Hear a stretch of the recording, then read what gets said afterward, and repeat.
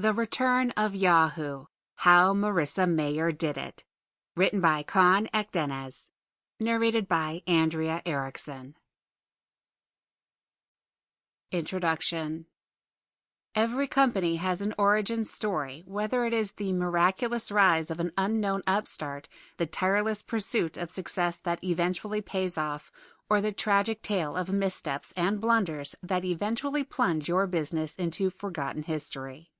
The latter is the most common fate, as thousands of companies rise and fall every year, while only a select few make the hit lists and record books for innovation and sales. Great companies seem to inspire a feeling of awe, even in their earliest years, as though they know something that the rest of us don't. Their confidence and revolutionary ideas gain our confidence and convince us to open our wallets, sometimes for years or decades. Think of Apple's perennial releases and ever-changing base of loyal followers.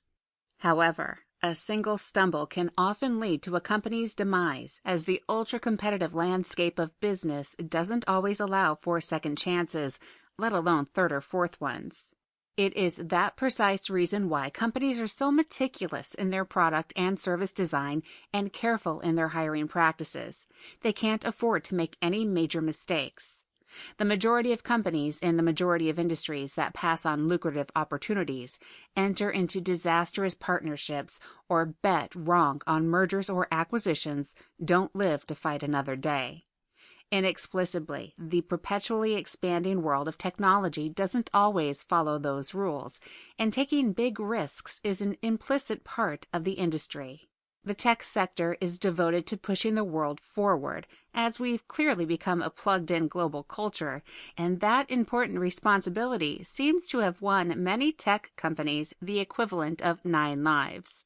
Silicon Valley is littered with noteworthy blunders from tech giants, including names like Google, Amazon, and Facebook. Remember Google Wave, Cosmo.com, and Beacon? Don't worry, I don't either. Yes, somehow those tech champions remain at the top of their game, able to brush off failures and embarrassments with seeming ease, perhaps because they realize that when all of the pros and cons of their companies are weighed out, they are still doing things that no one else has managed, which makes them somewhat untouchable.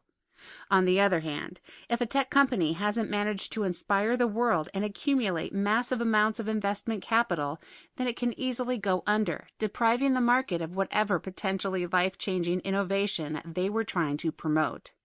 Then there are the tech companies in the middle, the Goldilocks zone, per se.